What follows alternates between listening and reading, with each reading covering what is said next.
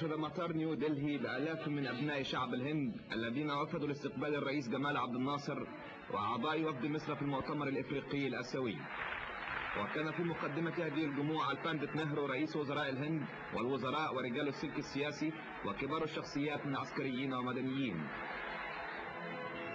وعزفت الموسيقى السلام الوطني المصري، وأدت تحية للرئيس جمال حرس شرف من سلاح الطيران الهندي. وصاحب الباندت نهرو ضيفه الكبير إلى حيث اصطف كبار المستقبلين فصافحهم سيادته.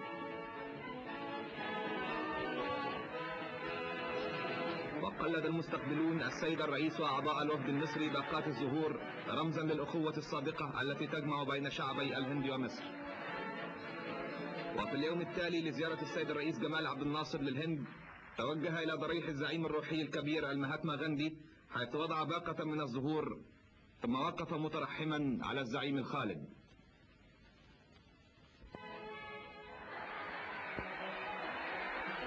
وقصد الرئيس إلى القلعة الحمراء، وهي إحدى القلاع التاريخية في العاصمة الهندية، حيث طاف بأنحائها متفقدا آثارها ومتاحفها العريقة.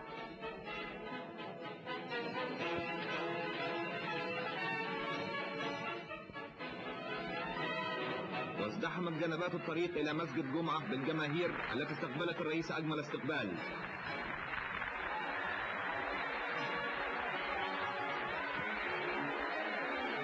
وزار السيد الرئيس هذا المسجد وهو من المساجد ذات الشهرة العالمية، وشهد معالم هذا المسجد التاريخي وما يضمه من آثار ترجع إلى مئات السنين.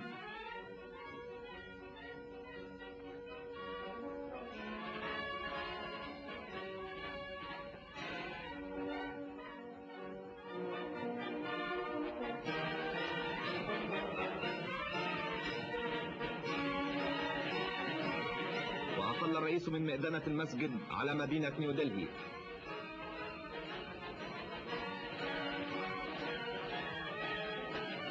وفي القصر الجمهوري استقبل السيد رئيس جمهورية الهند السيد الرئيس جمال عبد الناصر مرحبا بضيفه العظيم، واجتمع به بعض الوقت في جو مشبع بروح المحبة.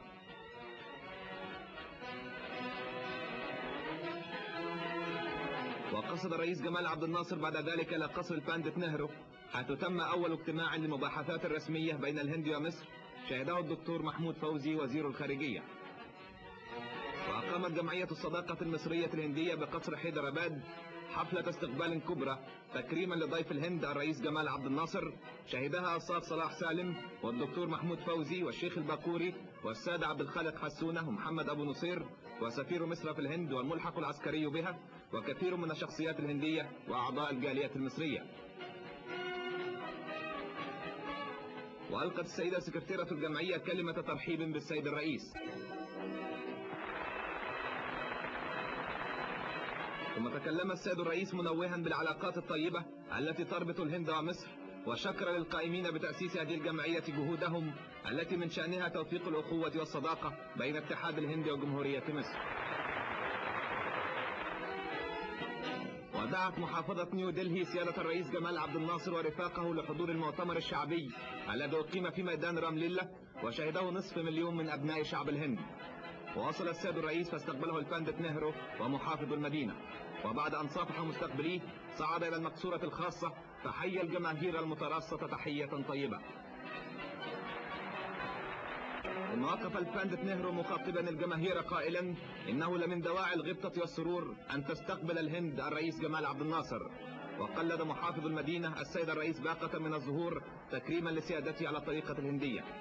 وبعد ذلك وقف الرئيس جمال محدثا الآلاف المحتشدة فشرح لهم ثورة مصر وأهدافها التي ترمي إلى الدفاع عن الشعوب المغلوبة على أمرها، ثم تكلم عن السودان وما ناله من حرية بفضل تكاتف أبناء وادي النيل. وقد قوبل هذا الخطاب السياسي العظيم من آلاف الجماهير بالهتاف لمصر والهند متحدين. وفي اليوم الثالث دعي سيادة الرئيس جمال عبد الناصر لحضور حفلة شاي كبرى أقيمت لسيادته بدار مجلس النواب الهندي، حضرها السادة رئيس الوزراء ورئيس مجلس النواب والوزراء وأعضاء الوفد المصري وأعضاء البرلمان الهندي من رجال وسيدات.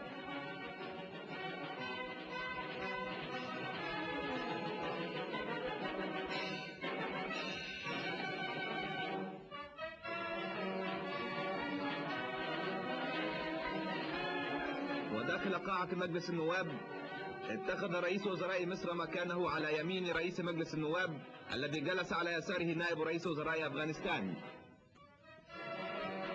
وتحدث السيد الرئيس جمال عبد الناصر في قاعة مجلس النواب الهندي إلى السادة أعضاء المجلس عن الجهود الهندية المصرية التي تبذل لدعم السلام والطمأنينة بين شعوب العالم، هذه الشعوب التي تكن لمصر اليوم كل حب وتقدير.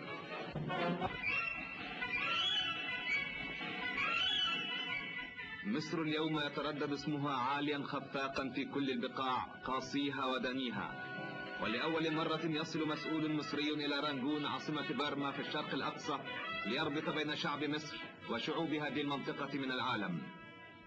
وتشتهر رانجون بمعابدها التاريخية، إنها معابد ضخمة البناء أبراجها من الذهب الخالص. هبطت طائرة الرئيس جمال عبد الناصر في مطار أمانجالارون في رانجون وهو في طريقه إلى مؤتمر باندونج، ونزل السيد الرئيس من الطائرة وبرفقته الباندت نهرو والسردار محمد نعيم خان نائب رئيس وزراء أفغانستان والسار صلاح سالم، حيث كان في استقبالهم أونو رئيس وزراء بيرما وشوين لاي رئيس وزراء الصين الشعبية والوزراء والكبار المسؤولين.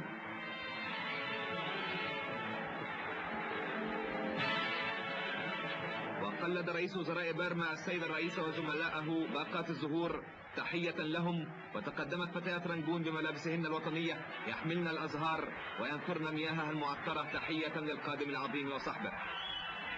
ووافق يوم وصول الرئيس جمال عبد الناصر لمدينة رانجون يوم الاحتفال بعيد المياه، ويبدأ عادة برأس السنة الجديدة عندهم، وهو من الأعياد الوطنية التي يحتفل بها أهالي بيرما احتفالا عظيما.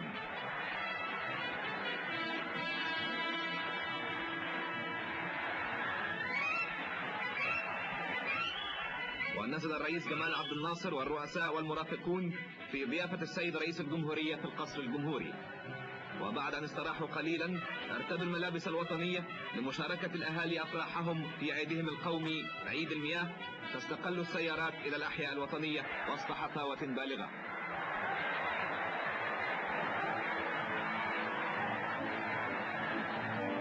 وأخذ الضيوف أماكنهم في صدر مكان الاحتفال، حيث شاهدوا عرضا راقصا قدمته فتيات رانجون بملابسهن الوطنية.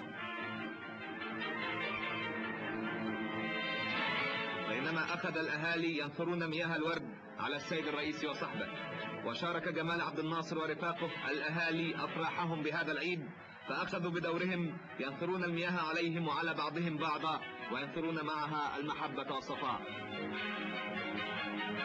وقصد الرد بعد ذلك إلى حي آخر بين هتافات مدوية بحياة الزائرين.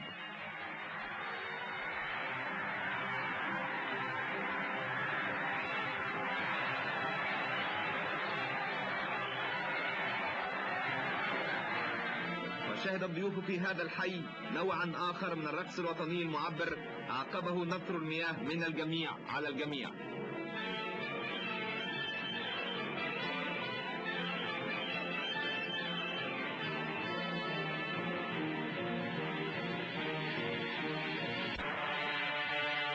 لقد كان سرور الأهالي بالغا بالرئيس جمال عبد الناصر، فهو أول مصري مسؤول يحضر إلى هذه البلاد. وفي المساء حضر السيد رئيس جمهورية بيرما حفلة الاستقبال الكبرى التي أقامها تكريما للضيوف الكرام، وصافح سيادته السيد الرئيس جمال عبد الناصر بحرارة كما صافح الضيوف مهنئا إياهم بسلامة الوصول.